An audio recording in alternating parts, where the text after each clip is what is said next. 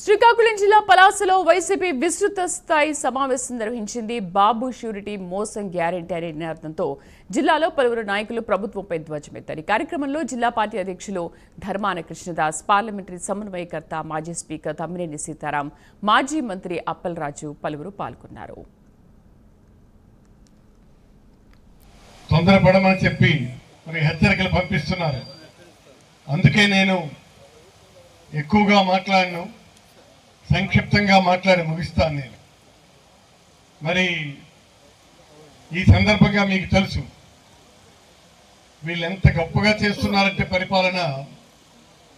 మన రోడ్ల మీద వెళ్ళిపోతుంటే ఆ పక్కన ఇసుక చూస్తే ఆకాశానికి తగులుతాయేమో అన్నంత ఎత్తుగా వాళ్ళు తవ్వి పెడుతున్నారు.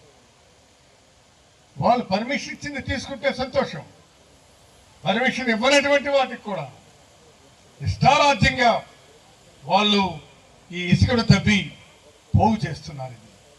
ఇది ఏమిటయ్యా అన్యాయం? నేను కలెక్టర్ గారితో మాట్లాడాను. ఏమండి కలెక్టర్ గారు, మీరు ఎన్నిట్లకి మీరు ఇచ్చారు ఈ జిల్లాలో మీరు పర్మిషన్స్ అని? లేదండి పరిమితంగానే ఇచ్చాము. పరిమితంగా ఇస్తే అపరిమితంగా మీరు ఎట్లా అలౌ చేస్తున్నారు? ఇది శ్రద్ధగా ఈ పాలాసలో మీ నాయకుడు తెలివైన వాడు, జాగ్రత్తగా అతను కాపాడుకోండి. మనం మళ్ళీ గవర్నమెంట్ మనకి వస్తుంది.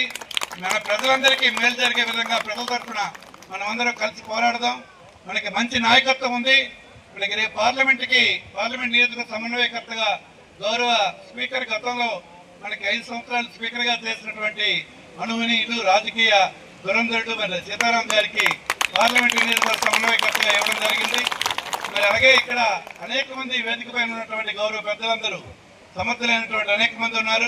రవిబాబు గారు కూడా పరిశీలకులుగా మరి పార్లమెంట్ గారికి నియామకం చేస్తారు. జగన్మోహన్ రెడ్డి గారు మరి సమన్వయకర్తలు కూడా